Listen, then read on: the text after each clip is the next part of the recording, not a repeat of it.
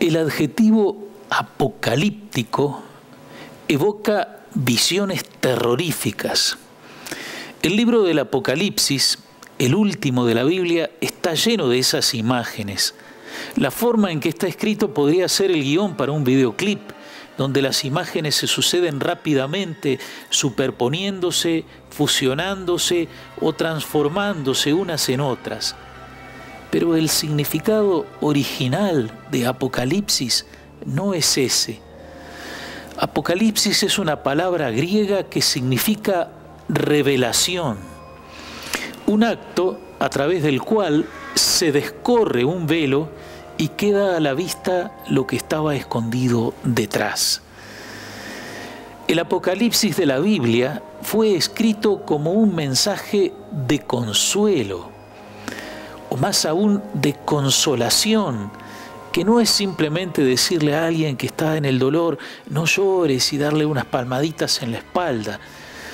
La consolación es el consuelo profundo que restablece a la persona, que le devuelve las fuerzas, que le reabre la esperanza, que le hace posible la alegría aún en medio de las dificultades y el sufrimiento.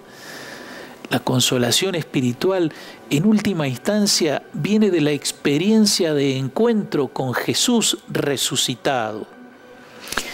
El Apocalipsis se escribió en tiempos en que los cristianos se enfrentaban a muy duras pruebas, especialmente en la persecución, posiblemente la que aconteció bajo el emperador Domiciano a fines del siglo I.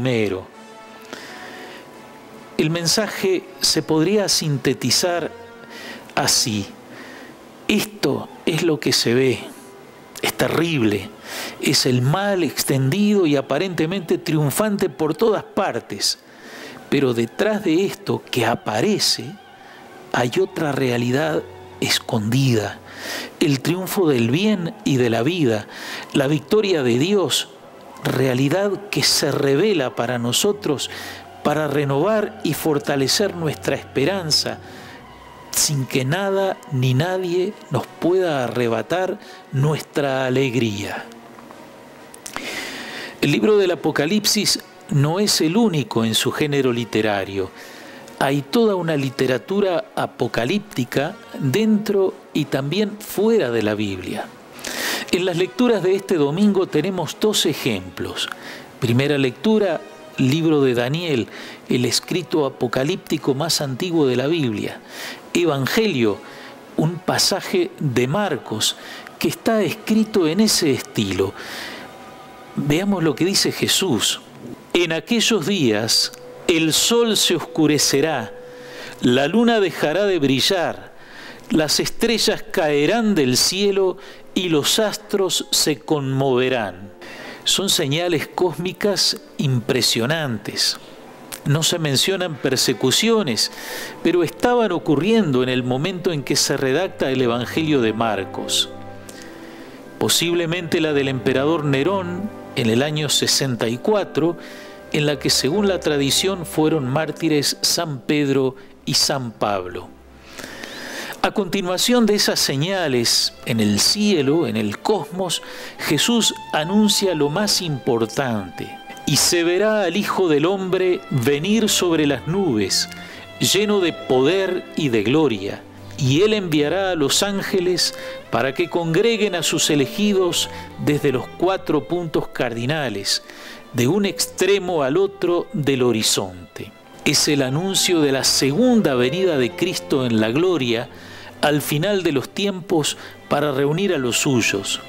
En otros pasajes se anuncia también que esa venida traerá el juicio final, como lo rezamos en el credo. De nuevo vendrá con gloria para juzgar a vivos y muertos, y su reino no tendrá fin.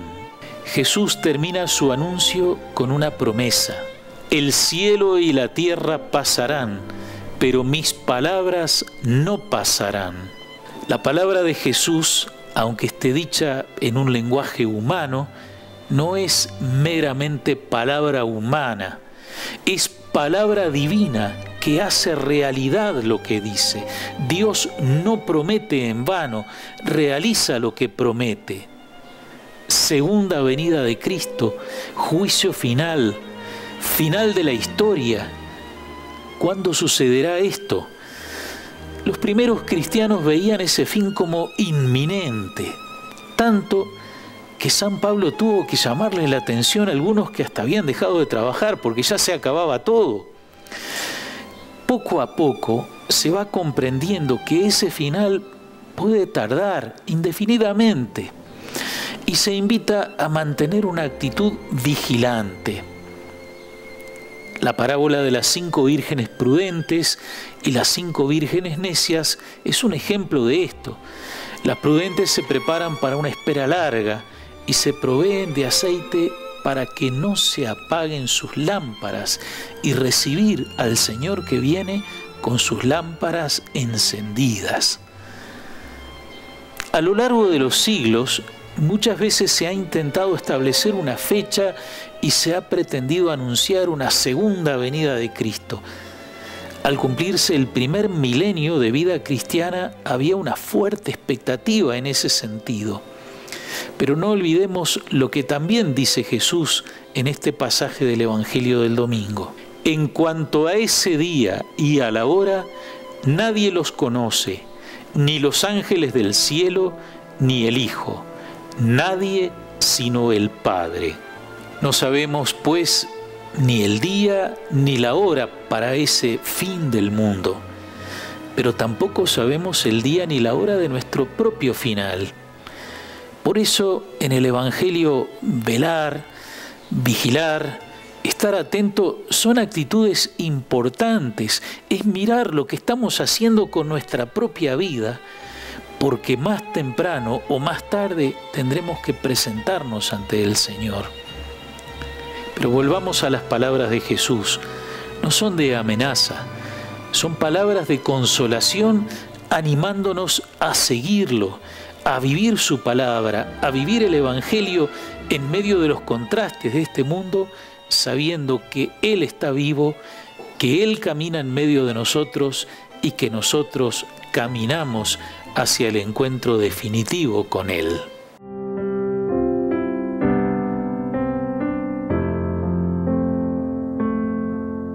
El pobre invocó al Señor y Él lo escuchó.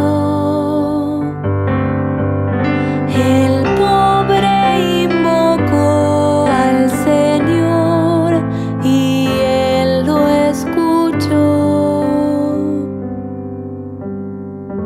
Bendeciré al Señor en todo tiempo. Su alabanza estará siempre en mis labios. Mi alma se gloria en el Señor. Que lo oigan los humildes y se alegren. El pobre invocó al Señor y Él lo escuchó. El Señor rechaza a los que hacen el mal para borrar su recuerdo de la tierra.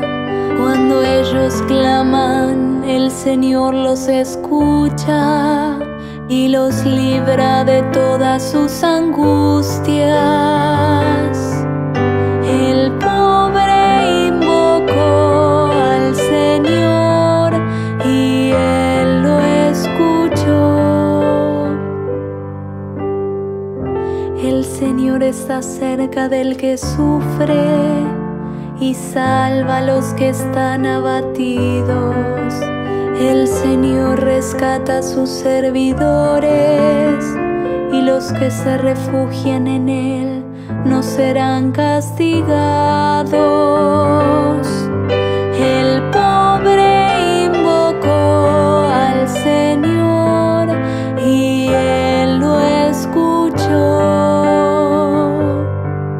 El pobre invocó al Señor y Él lo escuchó.